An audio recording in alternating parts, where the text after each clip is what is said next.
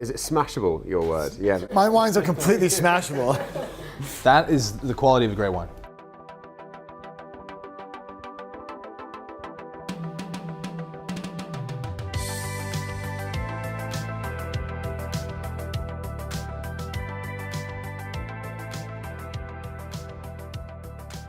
Hi everyone, thanks for coming tonight. Really appreciate you guys taking the time to join us to celebrate some pretty cool wines. So why don't we go around the table and tell everyone a little bit about what you do, what you're up to.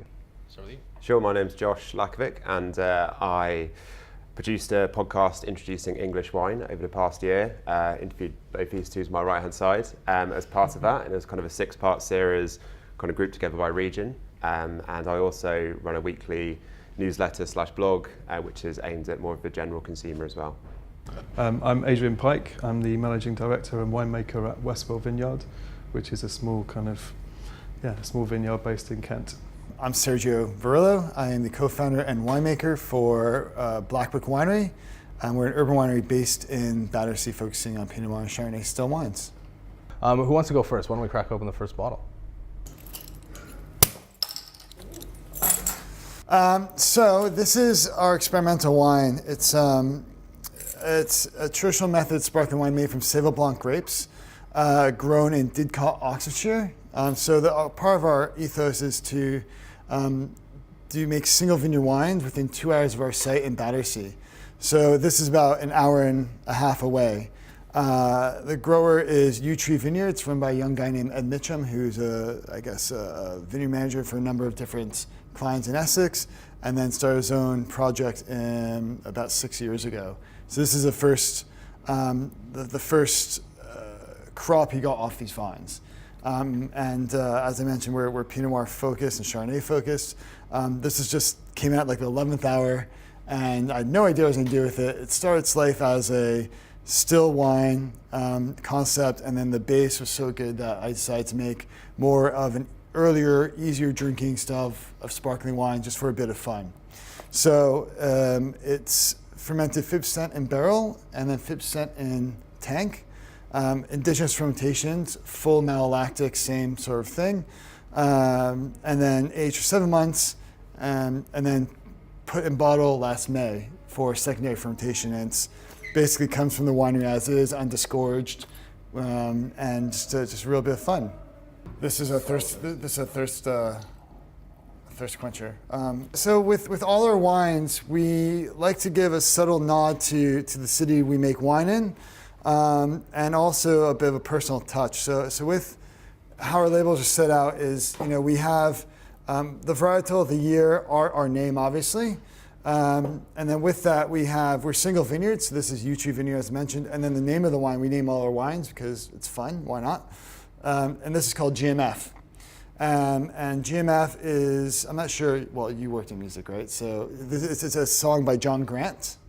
And I'm a huge fan of John Grant, so this is kind of like you get it? Yeah. Well, for those of you that don't know John Grant, don't know the song, GMF stands for Greatest Motherfucker. So it's quite a fun sort of tribute to it. And modest wine. It's a modest wine, but it is, and you'll try it and it'll be the same. And in terms of our label, this is the Green Park Tube Station going from Piccadilly to Jubilee, and then the lettering and the border come from the New York City subway signs where my wife and I met.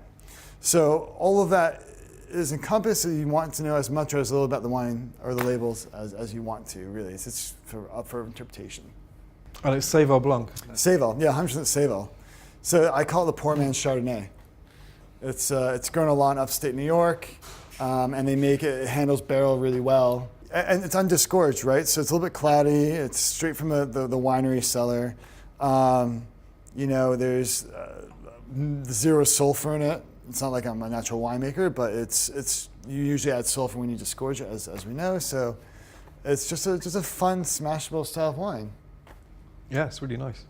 So how did you get into having an urban winery? By default. Most of us who get into winemaking, or even viticulture for that matter, we all sort of go and do stages or internships around the world. And so my traveling winemakers came to gradual end in 2016, come back from New Zealand and trying to figure out what to do. And so I knew we wanted, so my wife is the other co-founder of Blackbook, and she has a real job.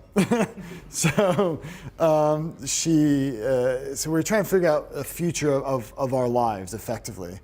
And I was applying for these jobs in the UK, and I'd get either to the last couple not get it because I didn't have any sparkling wine experience, or the salary was too low. So effectively, Blackbook was born out of necessity, and we wanted to do something a little bit smaller, grow a bit more organically, buy a few tons, and then that was a problem because no one would give us tank space or let us use your equipment, and so we said, well, and we're going to do it on our own. So whereabouts is the actual production facility then? So we're located in sort of the heart of Battersea. We're in a little estate called Londonstone Business Estates. It's a railway arch, it's about 250 square feet with 10-meter high ceilings. And we are about a 10 to 15-minute walk down from the park and the bridge. So we're kind of tucked away, and the estate we're in is actually really food and drink centric. So there's a distiller across the street from us.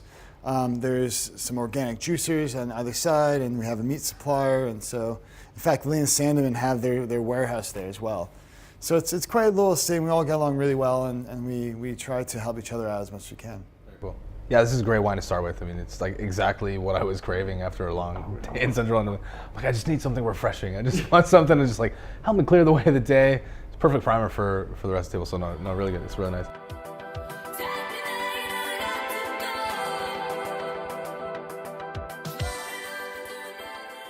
Great, Adrian. So why don't you tell us a bit about what you brought tonight? Well, this wine that we're just drinking at the moment is Pelegrim. It's a sparkling wine, non-vintage sparkling wine. It's a blend of Pinot Meunier, Pinot Noir, and Chardonnay. But it's kind of quite heavy on the Pinots, and it's got 20% of reserve wines in there. When we took over Westwell in 2017, this was a base wine that had been kind of prepared to become a kind of Prosecco rival. So the idea was to run something as a kind of cheaper version of an English sparkling wine, but with 20 grams of dosage to make it sweet. And when we got in, we started tasting all the base wines and just thought that this base wine was slightly too flavorful to dose with 20 grams of sugar. So we decided to make it into a non-vintage. It's now got 9 grams of sugar in it, so less than half of what it was planned for. I just think that the fruit is really kind of full in it, and it just seemed like such a waste to hide that behind sugar. So I don't know what you think.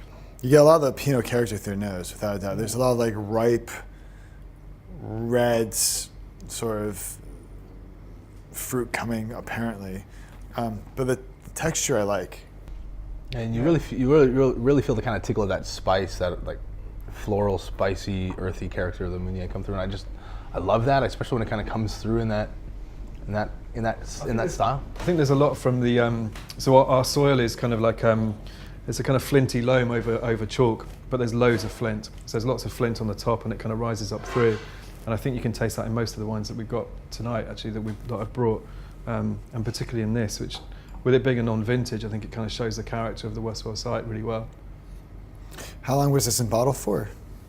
It's quite a while, actually. I mean, it's a 2015 vintage, but John was disgorging it in batches, so it had been in bottle for quite some time now. I mean, it's been in bottle for over 2 years. I think it's getting on for about 2.5. It's got wonderful tension on the palate too. I mean, it's filling. It's a bit ethereal, and it's got this really great kind of retronasal aromatics, but it's just got this wonderful salinity as well. It's just it's really nice. The textures are really precise wine. It's got that kind of real red apple thing from the Pinots, but I think the salinity running through is really good.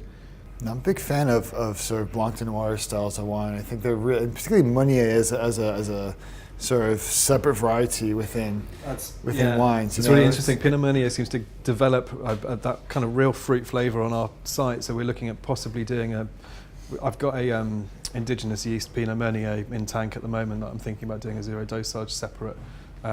Normally we make the Pelegrim and we make a special Cuvée, which is kind of vintage specific. Tends to be more Chardonnay based. But the Pinot Meunier this year is really strong, and I'm thinking about trying to do something which has got zero dosage on. Yeah, it's just it adds such a wonderful character when you can tell that like it's ripened well or that it's grown well, and it's just there's this kind of, I always look for wines with contrast, and it's got that kind of push pull, and I love Pinot Meunier because it can bring this kind of spicy, floral, pretty quality. The fruit has a unique character, but then it always when it's ripe or it's coming from like a good site or it's something, there's this, and I people always make a funny look when I say this, but I mean it in the most like effusive and endearing ways, that there's this kind of earthy kind of buttered parmesan kind of poached asparagus kind of character, and it's when it's only that, if it's a bit underripe, it can be a bit like, you know, not very appetizing, but when it fits in this meld of all these other kind of complex characters, it just really gives a lot of complexity in wine. You really feel so many layers in this wine. It's I think what we're looking to do on the site is to get the fruit as ripe as possible and to leave it to the last minute. I'm lucky to be working with Marcus, who was a vineyard manager at Davenport Vineyards for 20 years, and his thing is always get the fruit as ripe as you possibly can. And this year we were picking after everybody had finished picking.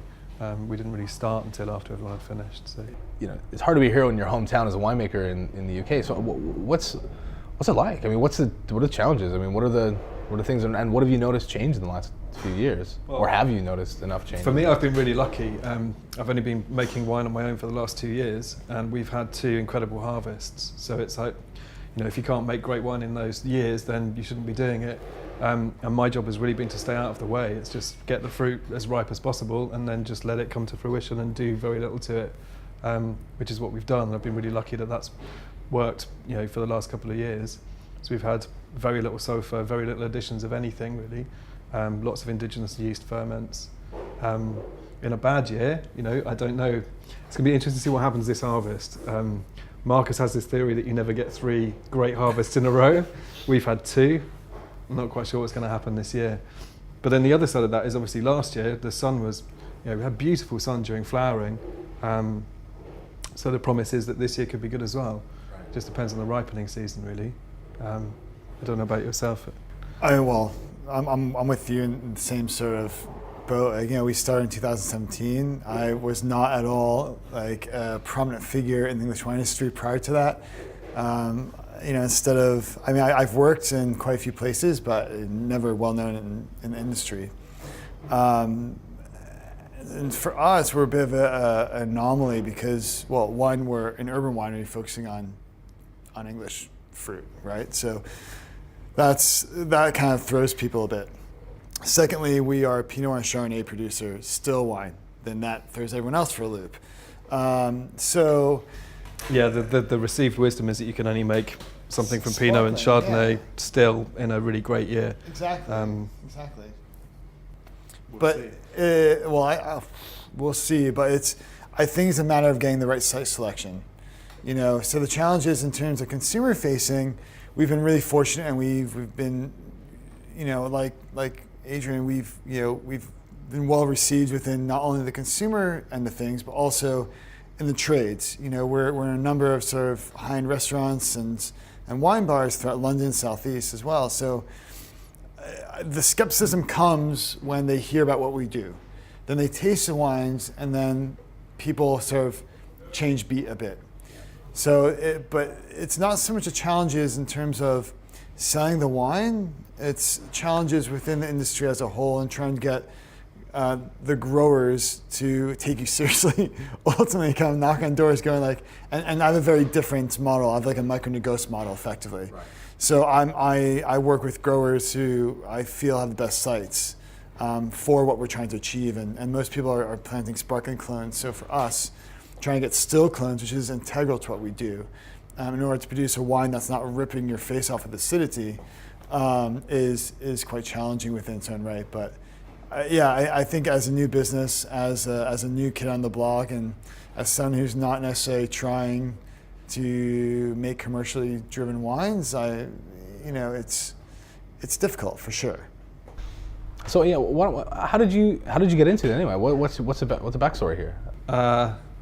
I used to work in music, and I kind of stopped listening to music and kind of thought I should probably try and do something else. And then, funny enough, I left the business I used to work for on that table there. I had a meeting there where I resigned, which is kind of unusual, and this is the first time I've been back, which is kind of slightly odd. But yeah, I wanted to look into doing something else. I'd kind of lost the passion, and wine was something that I was very passionate about at the time, and I started kind of looking around for how I could get into that. And I did lots of kind of visits to vineyards in France, and that kind of standard thing of going around. And then I tried a glass of Will Davenport's Horsenden Dry in a restaurant in Soho, and was just completely blown away by it. I just had no idea that you could make wine that tasted like that in England. Up until that point, I'd been trying English wines and being really shocked at the quality, not in a great way. And then I tried that and was just amazed. So I phoned Will and asked him if I could come down and do Harvest. And that kind of started it off, really.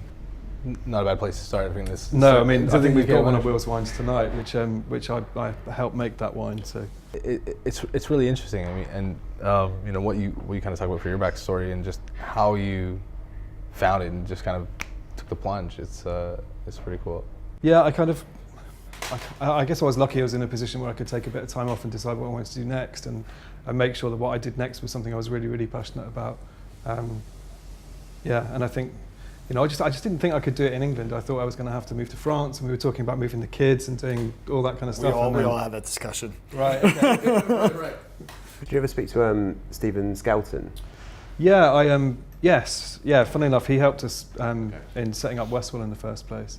He's a friend of a friend, and I was kind of introduced to him, and he was really helpful. I heard when I was doing all my recordings, that name kind of popped up over and over again. He seems to be this like mythical figure that people would think about doing wine, and he would just appear going, you can grow wine here, it will be a profitable venture. Yeah. And then 5 years later, everyone said, well, we can grow wine here. If it's profitable, yet to be seen. I think he was heavily involved in setting up Chapel Down originally, wasn't he? And then the Lamberhurst vineyards as well. That's right. I mean, no one's got more knowledge about English wine than Stephen has across the board.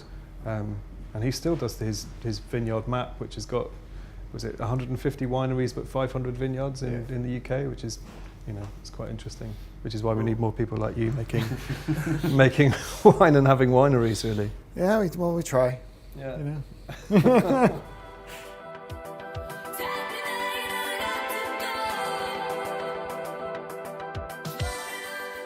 I want to bring a bottle of Hoffman Rathbone Classic Cuvée 2013, which is I think a really interesting sparkling wine that I discovered a few years ago, and or a couple of years ago, and I figured it'd be interesting thing to bring on the table. So see what you guys think. Thank you. So I think the first commercial release was, I don't know, 2 or 3 years ago or something like that. I think I was one of the first people to get it on my shelves from Indigo Wines. From Ben Henshaw, and it was just somebody brought it to a barbecue, and I just thought it was awesome. And he's telling me the story about it. I think they make only a few thousand cases, and they do a Blanc de Blanc as well that they make maybe, I don't know, 1,000 bottles or something minuscule. And he just brought it, and there was a lot of great wines on the table, and it was just like, it stood out. It had a lot of texture. It had a lot of you could just tell it was kind of a. It's got loads of that autolytic character. Exactly, yeah, really like this kind of grower-esque or the kind of texture style, and it's like, wow, that's really cool. And I love that, in an era where the sparkling, English sparkling wine seems to be in the press at this mainstream benchmarked in this really annoying way, as far as I'm concerned. It seems to be the only country where in the headlines the people with PR agencies trying to build this false grandeur of this like made-up manifested chateau. And it's just like, why? The whole world is going in this other direction, and yet we're chasing, 40-year-old ideology of what a great sparkling house should be. And so anytime I get to come across a small producer of any sparkling wine that's making something that's got character and its own kind of personality, then I get quite excited. And this one lived up to the billing for me. So I was figuring, hey, it'll be fun wine to bring tonight anyway. No, I mean, Ulrich Hoffman, he's a super winemaker. I used to go down and help him out bottling. In fact, some of his first releases have my hand scribble on the back because it's all hand numbered. So if you can't read the number, I'm sorry. But no, Ulrich he does good stuff, and it's consistent. And I think he had a little industrial space down by I think it was Red Hill or somewhere in that vicinity. He's now since moved, but. It was effectively just this really sort of, bare bones warehouse. And what's nice about him is that, he comes from a slightly different background, and in order to afford to do this stuff, he's doing some custom crushing. And Yeah. It's interesting because it's got such a lovely label on it, but it doesn't actually say anything about the wine, really. I mean, maybe that's purposely done. Maybe it's like the illusion of sort of, the hidden spring type thing. What I love about the grower champagne, or the kind of, or however you want to categorize it,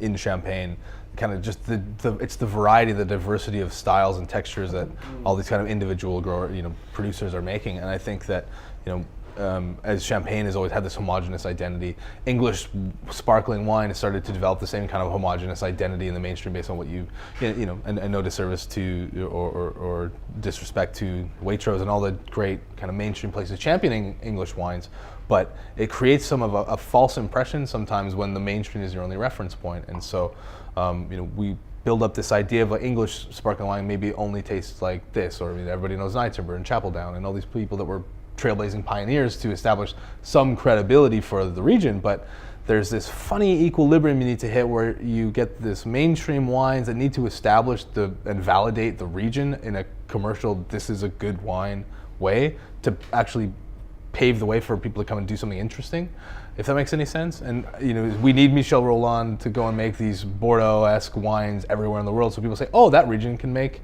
can make a good wine in Bulgaria, or you can make a good wine in this random part of South America. I think it'll only end up, separating out. I think that this kind of idea of having a single English sparkling wine, I think you're kind of right, but I think there are more and more people who are trying to do something in their own kind of style. I mean, obviously we're trying to do something with riper fruits and trying to make something which is kind of has got a really full fruit flavour behind it, rather than a kind of crisp, lean, refreshing thing, which is your general English sparkling wine, which I think probably comes from the acid and what have you. But I think there are more people who are trying to do things differently now. I think also I've got a lot of friends who kind of like wine but aren't working in wine or into wine that heavily, but even they, Nye Timber might be in their first point, their kind of jumping off point into English wine, but they go out to London restaurants, and most decent London restaurants now don't just have a Nye Timber or a Chapeldown or a Ridgeview or something on the list, or have something else on there. They have still wines on there. Lots of kind of, I see English pet nuts all over on wine lists these days, and lots of people try this as well. You also have to have, an amount of people making seriously good wine before you can start to have people making these more interesting things. I think you need an industry there somewhere, and I think there's a lot to be said for the kind of pioneers behind Nye Timber. And I mean, people like Dermot at Whiston, I think, is really, he's making some really, really solid wines. And you've obviously got Hattingley as well. And these people are making stuff that when you go and buy an English sparkling wine, you're not thinking, oh, is that going to be good or is it not?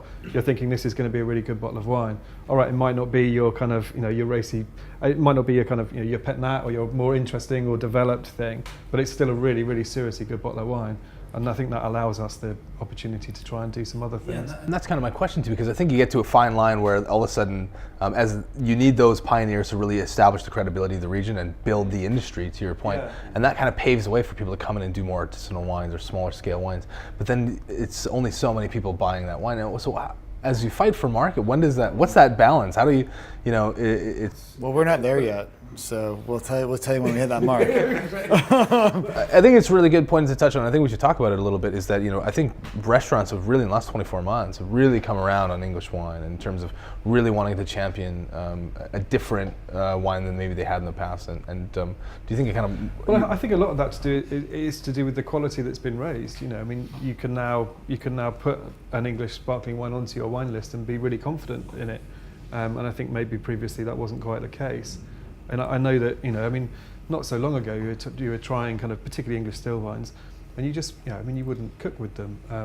But that's changed a lot. I mean, to that point, I mean, you have to put things in context, right? So we're now in sort of the teenage years of what the industry is going through, right? So we're going through, if you think about in respect to maybe where Oregon was or where Marlborough was about 30 years ago, 40 years ago, they all had these teething problems. And I say that in sort of not in a negative way at all. It's what growing up is all about, right? You have milestones and you have road bumps, and that's effectively what we are as UK producers or winemakers are going through, are these sort of teething issues and finding out and pushing the boundaries to find out what works, what doesn't work.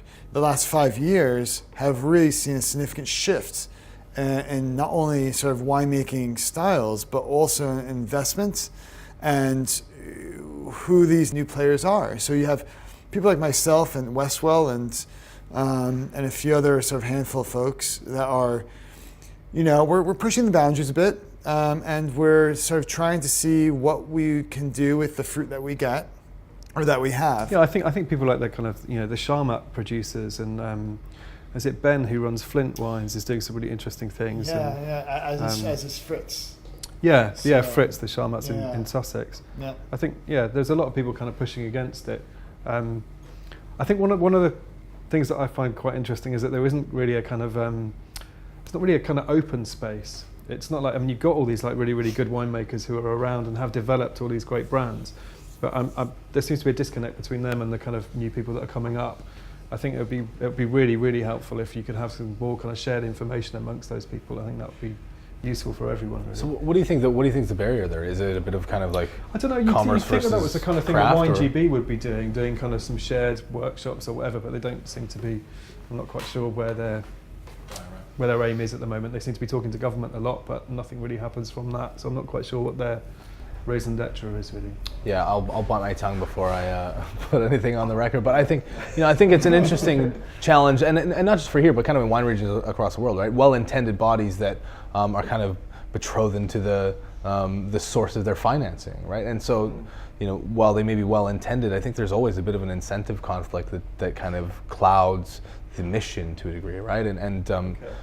It's interesting because you see it, but I can use a parallel to the VQA in Canada, right? Which is the Vintners Quality Assurance, which is this standard body that you if you want to make wine and have that label that it's giving you an assurance of like the source of the fruit or whatever the other parameters about it. But if you're really only making a small scale of wine, I mean, if you're making a couple thousand cases to pay the premium to be a part of that body, I think which then regulates. That's really similar to the PDO and PGI thing in the UK, where you pay to put your wines into the PDO and you have to follow certain guidelines to get there. But as a consumer, does anybody in the UK have any idea what PDO and PGI mean in terms of English wine? Right. They just don't, because there is no marketing around that kind of scheme. So there's not a lot of point in paying the premium to be part of it if it then goes out and no one knows what it means. So you've paid however much to join it, and it means nothing to the consumer at all. So. And I think that it's still dependent on this antiquated idea that there's a binary good or bad wine. Yeah. Right. You need to have this to be good wine or this to be bad wine, and the spectrum is so much more diverse. Right. I always use the parallel of music, and if you put music through a filter of somebody saying this is music and this isn't music. I mean, if you just go back historically, and we've talked about this in past episodes, filmed here about South African wine and the regulatory bodies and their impedance on wines to market that are fantastically characterful wines. Can you just imagine the artists that you'd lose if you had to shove them through a previous filter? Well, there'd be Prince, Bowie. I mean, there'd be no Miles Davis. There'd be no Philip Glass. No. There'd be no like Brian Eno. Exactly, right? I mean, even just look within the kind of postcodes around here, right? You lose anybody that's kind of from W2, right? That was ever there. So it's and I think wine's no different. And so I think it's some of these bodies are well intended, and they protect from some exploits that big companies have definitely taken advantage of historically in other regions. But at the same time, there doesn't seem to be quite the synthesis with the actual market or the reconciliation with how do we actually help people discover wines that they love.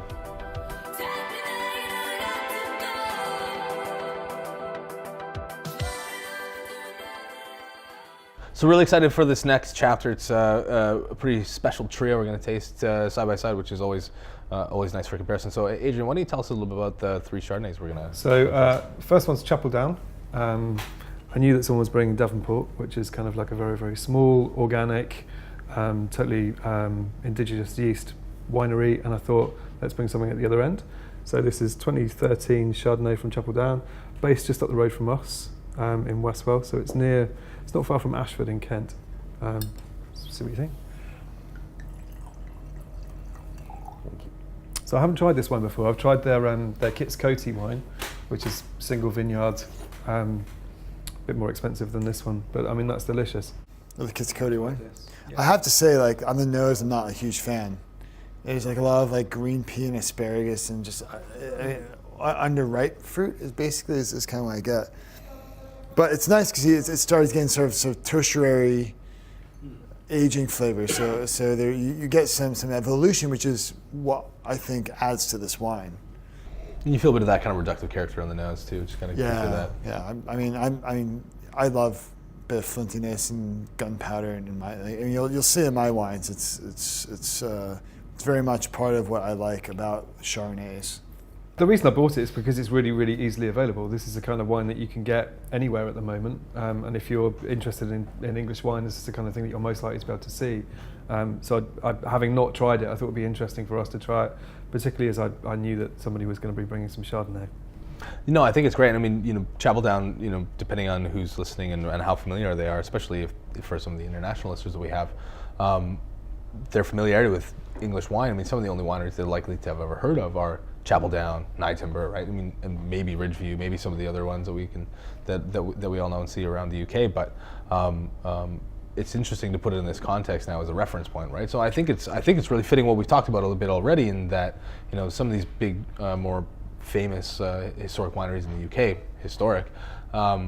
are the reference point, and I think it's really interesting to show that comparison and give that context. So no, I think it's really interesting. And look, this is a wine that's quite commercial in a way. It's a really easy drinking Chardonnay. It's 2013. Where it's got a touch of sweetness. Right? There's a bit of kind of mallow character in there as well. Chapel Down, I interviewed Josh for one of my episodes, and I mean, I hadn't been to Chapel Down, but that's a huge kind of tourism operation. They've got a kind of gin cocktail bar up in King's Cross now. So yeah, kind of in terms of getting an English brand name out there from a tourism perspective, they're really nailing that. I mean, with brands like these, it's very easy to knock them, but we forget that. I'm not saying we're knocking them down. Just in general, as a big commercial entity, we always look down on them. But without these guys, they paved the way for a lot of what we're going on now. So, people have their own opinion. It's in terms of what good wine is, and that's the beauty about it. It's all preferential, right?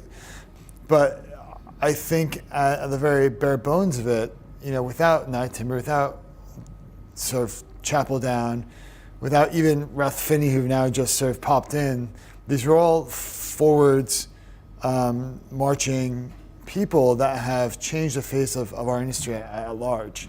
And it helps us as smaller producers, and albeit we're a bit more niche, to kind of get into the mainstream a bit easier, if that makes sense. Yeah, and look, I mean, you guys are just like a few years into your new venture, right, in terms of commercial wine.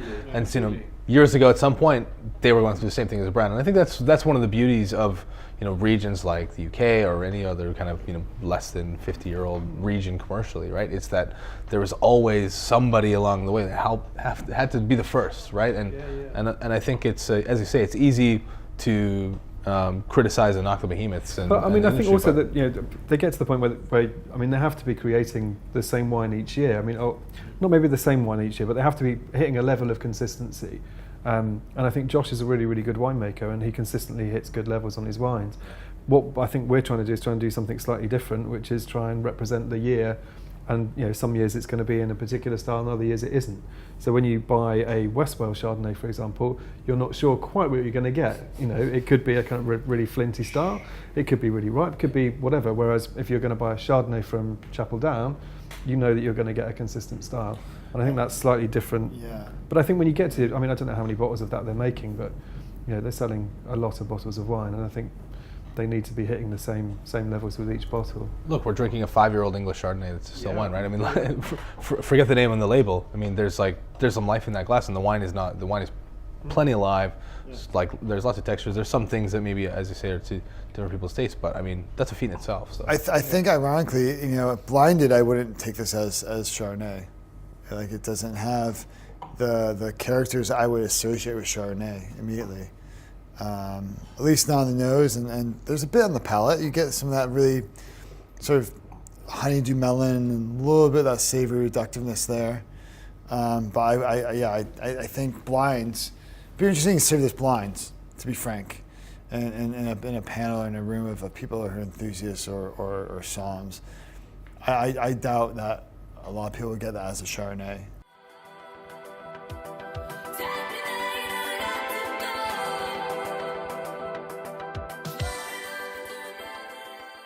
I've decided to bring Gusbourne's Guinevere Chardonnay 2014. These guys have been the benchmark for Chardonnay and Pinot Noir in their still wines, and evidently they're only making the best vintages.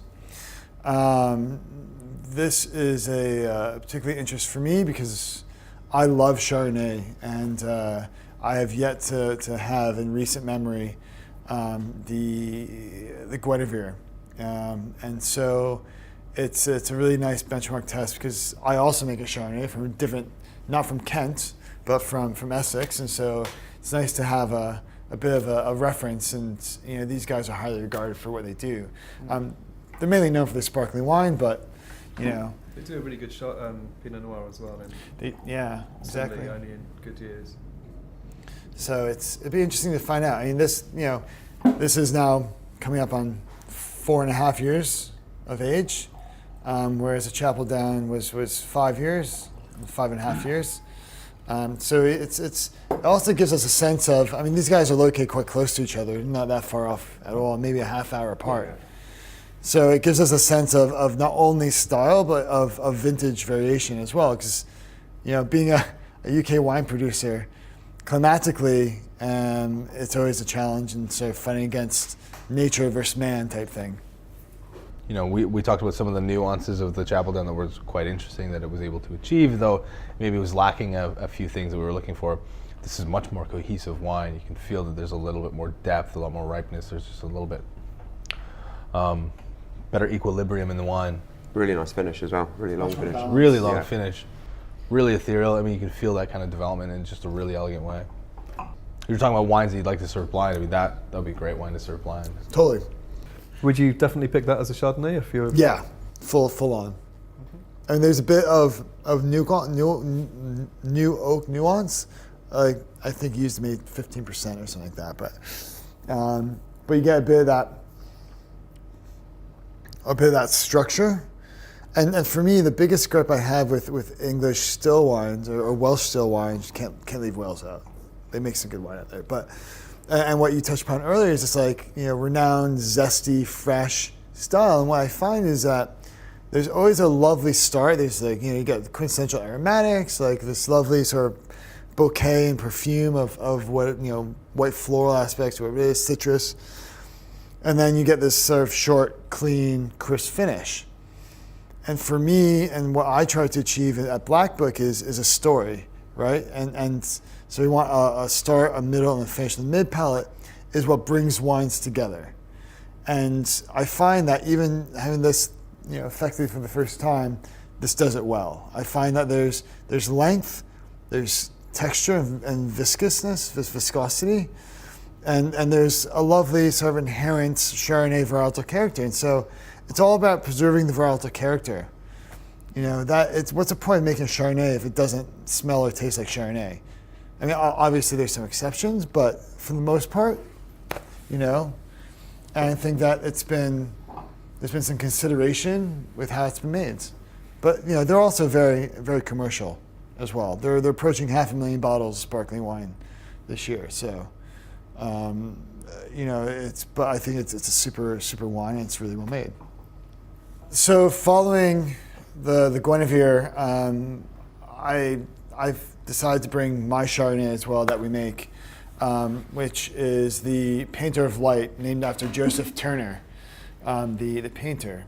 And this comes from a vineyard in Essex called Clay Hill, and it's in Latchington, so it's about 49 miles away from us. So it's really an hour and 20 minutes. And this was the first grower that we worked with. So 2017 was our inaugural vintage. I should probably pour myself a glass. 2017 was our inaugural vintage. So this is our first release ever as Blackbook Winery. And the guy that owns the vineyard, this is a chap named Dale. He's a third generation farmer. He diversified like the previous owner at Westwell. Mm-hmm. He was approached by Chapel Down to grow on their behalf. And instead of just sort of agreeing for them to plant and lease the land, he had the foresight to plant what he thinks would be best suited for the area through, via speaking to the consultants. And so he planted Burgundy clones. And that's really integral for what we try to achieve at Blackbook, because it's still wine clones. They're Burgundy clones, which means that they have a shorter growing season, lower acidity, better sugar accumulation, better phenolic ripeness, so flavor development effectively. And so we were really pleased. And for me, this is a favorite wine that we've made. It has the potential to age. Like when it was first released, it was a little bit taut and austere, but it's now sort of been 6 months in bottle. So the way we made this, indigenous fermentations, whole bunch pressed straight to barrel, 30% new oak from a large 500-liter barrel, a puncheon effectively. Naturally fermented, full mallow, indigenously, unfiltered, unfined. It was aged for 7 months in those vessels. And then we whack it with a bit of sulfur, just because I want the wine to last more than a day once it's opened. And then we got out to market. So there we have it. I think, I know you describe your wines as smashable. I think this, like, you want to take a bit more time with it. Like it's definitely drinkable, but like you want to kind of sit with it for a bit longer. It's really satisfying and quite opulent in terms of in that it's very expressive and it's intense, and there's a lot of it's quite got a lot of seriousness. To your point, it's not very smashable, but it's very tasty to drink. You were talking a lot about kind of mid palate earlier on, and I don't know if this is from the lees stirring, but it's completely different to the other two that we had, and it really does have a real mid palate, which I think that lees stirring must have something to do with it. I mean, how are you lees stirring? Are you? When I remember. Okay. No, I mean I try to do it twice a week through the winter time. So the thing is with mallow, it's called like the ghost fermentation, right? When you do malolactic over the course of wintertime, because we have no temperature control in our winery. So we're kind of at the mercy of the elements, although the temperature is consistent seasonally, right? So in the summertime, it's like 18, 20 degrees in the winery. In the winter time, we're consistently about 8 degrees. And overnight, it gets down to about 3 or 4. So being that low of temperature, the mallow kind of comes in and out. So I think that's part of it, actually. I think it's the fact the ghost mallow, the ghost fermentation is so part the mallow of, comes in as the wine warms up, and then and runs stops through. And then goes out. So I think that's part of it. So there's an inherent creaminess about it, which is really, really lovely. In terms of, and it's on gross lees. We don't rack it off. So most people with Chardonnay, in terms of the UK, do a very cookie cutter way of doing things, i.e. they press it straight to tank, they settle it, they cold stab it, and then they still tank ferment it, or maybe a proportion goes into barrel. And then further to that, in terms of mallow, half the wine will maybe go through mallow, or 20% or whatever, so it's partial malolactic. For me, we will never have a problem with acidity in the UK. Like that is for sure in current day, right? And then that's sort of been shown through the previous two wines and the other bubbles as well. I mean, yours actually, the acidity, the bubbles, I'd be interested to find out what your TA is on that, because it's quite low. Yeah, it is quite low. So for us, putting through mallow is just another depth of texture and complexity. But you're obviously relying on the weather. You're not forcing mallow or introducing any mallow, so you're reliant on what's already in the wine from the indigenous yeast in the first place, and then what happens to warm it up and where it gets to at that point. Whereas I would assume that these wines are both made with additional mallow. Yeah. And they probably added lactobacillus and let it go through. Because yours has still got a nice acidity to it. I mean, it's not there's no fierce acidity to it, but that acidity is giving it really something. I would compare this. This is blind tasted by a number of people, and I've got primarily northern Sonoma County is where like a lot of people place this wine, which is great, but it's all at the same time because I want it to be expressively English. Our whole concept is to be varietal defined and also terroir driven. But that's the thing is you don't have enough reference points for that, right? And that, that's why wines like this are important, right? Because to get a full expression or understanding of a site, you need to taste the kind of different expressions of it. And if our only reference point is, you can only really do that if you step back as a winemaker. Yeah. If you're introducing all sorts of winemaking techniques and adding, yeast, nutrients, mallow, etc., then you end up with a wine which is very different from this. I mean, further to that point, like from this year, I'm aiming to get site distinction. So I want to get Chardonnay and Pinot Noir from varied sites throughout sort of the south of the UK to show the difference between soil type, microclimates, and just really have it all encompassing. Are you going to do the clone specific as well? There's a few people doing kind of clone specific. I don't have enough space to be clone specific. I have like 7 tanks. I have 45 barrels. What is your capacity out of interest? We could, so if I get enough storage space for my bottles, just purely winemaking, we do 40 to 50 tons. So this vintage we did 6.5 tons. So over 4 wines, we did 5,500 bottles. Our 2018 vintage, we trebled production to 17,000 bottles, and we did 21 tons, spread across what will effectively be 7 cuvées. So no, the idea is to put about 40, 50 tons of fruit through there, but it's finding the right site, finding the right grower. You know, it's a difficult one. Well, this is a really good kind of finale to the trio. I think it was really. I mean, it's a younger wine than the others, obviously, so it's going to have different textures and posture. But I mean, it's a really chiseled wine. You feel a lot of you feel the posture, the skeleton of the wine. I mean, and you can see that it's got the posture to age a bit, and I think that'll be really interesting because what we haven't talked about is it's got this very beautiful reductive style as well, but that it's cohesive to the structure. So it's in balance. It's maybe young, a bit youthful, and a bit tense, but you can see all the parts there. And I think that, like, you know, with really good Chardonnay, you can build that. This one has 10 years aging without a doubt. Definitely. No doubt. And we've chosen to put closures in that are guaranteed for 15 years. So we've held back 24 bottles to see how it evolves in the next sort of decade. Cool. So, like, for the next 24 years, we do this once again and just. Yeah, totally. Let's do it. Hopefully my wines aren't dead. Me too. Hopefully I'm not dead.